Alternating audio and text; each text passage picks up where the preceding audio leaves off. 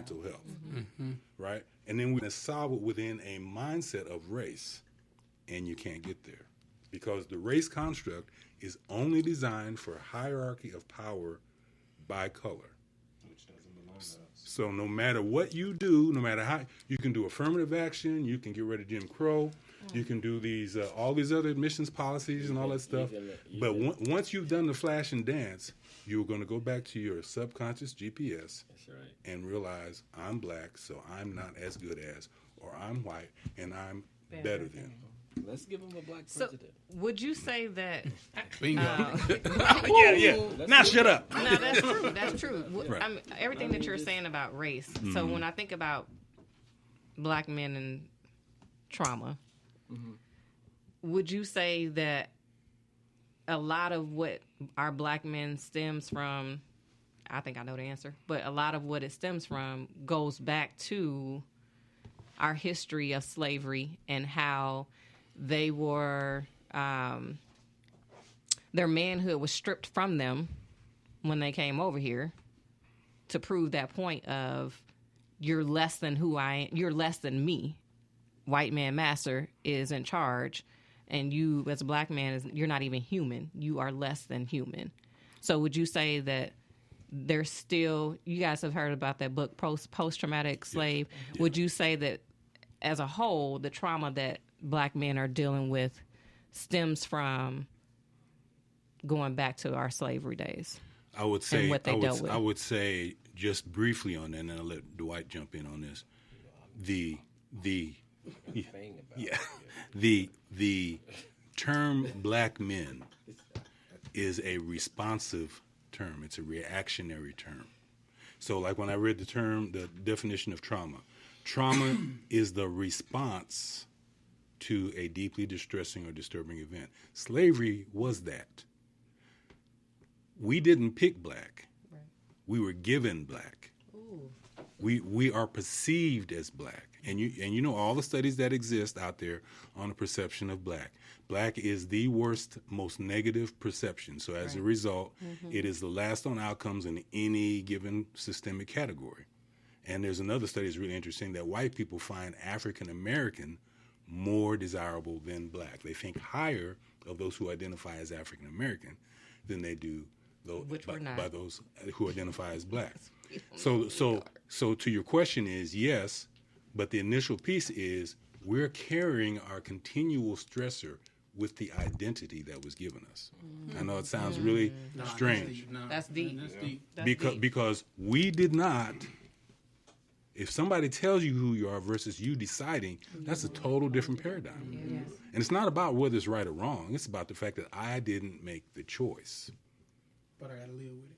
You don't have to. You can make another choice. Exactly. Because the goal of my work is to wake you up to consciously make the choice. Because after you go, when I do the workshops on this area, some people may still say, you know what, I'm black and I'm just going to do it. But now you're making it on a conscious basis. And now you know what being black stands for. You know that if you identify as a color on the race construct, what position are you going to be in? Bottom every time. No matter how much, you can have degrees, you can have money, you can have businesses, you can have all that.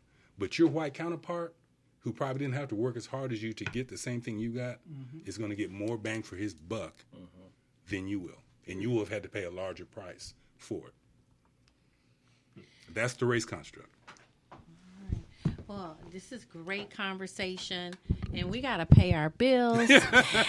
So we're going to go to commercial, and we're going to come back and continue this great conversation. Yeah, we do. So we're always looking for sponsors. So come and sponsor the show. Have you ever experienced the stress of dealing with a loved one during a disability or seen the chaos after the death of someone who's died? Well, Norton Estate Planning and Elder Law Firm specializes in helping guide families through such traumatic events. They're committed to helping individuals create a personalized estate plan that meets their expectations. The firm is comprised of individuals that believe in education, maintenance, and collaboration. They believe that estate planning should focus on providing you with a plan that reflects who you are, maximizes your control during life, protects you and your wishes in the event of a disability, and provides the instructions for carrying out your legacy at your death. If you're in need of wills, trust, power of attorney, guardianship assistance, Medicaid services, or probate administration, contact their office today at 317-572-8696 or visit their website at www.estateplanners.org. Norton Estate Planning and Elder Law Firm is committed to protecting your dignity and securing your legacy. Yeah, we were having great conversation even during our commercial. So we're back to continue the conversation, man. I'm so excited about this conversation here. So I have a question. And this is to the therapist. What percentage of Black men actually seek help, professional help? That is a good question. Yeah. We were collaborating, trying to figure that out. We did the research around it. There is no clear statistics out there. However, I come up with a formula. Yeah, the question is, what is the percentage of African Americans that attend therapy? I know it's at least one is myself. So, and I've been attending for the last 22 years. I think that every therapist need a therapist. It's like every barber need a barber and a dental, But anyway, I looked at some statistics, and it was just kind of, I found what was interesting, and you guys know this, 327 million people live in America, and so we make about 12 to 13% of that, which is 47 million of us here as African Americans live here on this continent. 52% of those are women that lives, and 48% of us are males. According to some statistics, according to NAMI, they're saying about 8% of African Americans attend therapy, and so that's given based upon the resources that George had spoke about, and then this whole piece that Barack was pushing for, this Health Care Act piece, which would put certain people, will kind of close the gap of disparities to give individuals the opportunity, specifically our children. The Hoosier Health piece, and like I was stating earlier, I work with the system, with DCS, the state, and what we provide is therapeutic services for children. That program is funded by the state, and so when a child experiences trauma, we're able to see that kid. There's a program, and I'm going to get back to these statistics, but I'm varying because this is an infomercial for Family Community Partners. Wow. That's okay. Go ahead. I'm talking. We serve about 1,100 families, and out of those families, we have about 358 fathers that we see. And I know for sure that there are about 358 fathers that are court mandated to go to therapy, and they're dealing with appropriate parenting. It could be some type of substance abuse or something like that, or their trauma. And so with that said, it gives us the opportunity, or it gives them the opportunity to come to therapy, and it's funded. So going back to the statistics, about 8%, and if we look at it, when you talk about 8% out of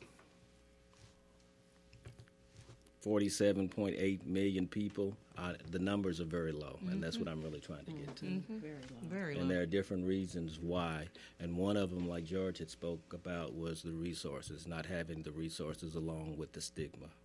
So, And just to add to that, those statistics, the section that I'm referring to is the demographic/societal issues. Historical adversity, which includes slavery, sharecropping, and race-based exclusion from health, educational, social, and economic resources, translates into socioeconomic disparities experienced by African Americans today. Despite progress made over the years, racism continues to have an impact on the mental health of Black/African Americans. Negative stereotypes and attitudes of rejection have decreased, but continue to occur with measurable and adverse consequences. So the two are inextricably tied. Absolutely. So the next question is for Lindell. so did we muddle the Yeah, water? no, I knew it was low. Yeah, it's very So to hear you say that, it's not surprising. And so that's where our work is centered around providing those services specifically for Marion County Region 10 for fathers that have been pulled into the CHINS process, and then they're required and Do they know mandated. what CHINS is? Children in Needs of Services, Okay. Department of Child Services. That's the population of people or families that we deal with. Okay. So how do you even, I mean, how do they know where to come if they're not mandated by the courts to come to some type of therapy? So how do we get the word out to our community that, how do we get the word out to our community that these services even exist if they're, if they're not mandated by the court to do so? Well, before that, see, it's not just in mental health. Yeah. We're talking about resources. So one of the primary motivations for me writing this book and promoting this work addressing racism is because the most major stressor for our community is that lack of resource. So we don't interact with each other as a community in any type of significant business level. There is a lot of the way we see each other through color. You've heard all of the adages about why I don't buy black or why I don't support black business or the last time I tried to support a black business or, it's just why are the prices so high? I mean, it's all kinds of stuff that we do to each other, right? So that includes, if we won't go buy a loaf of bread, why am I going to come to you as a mental health provider? Right.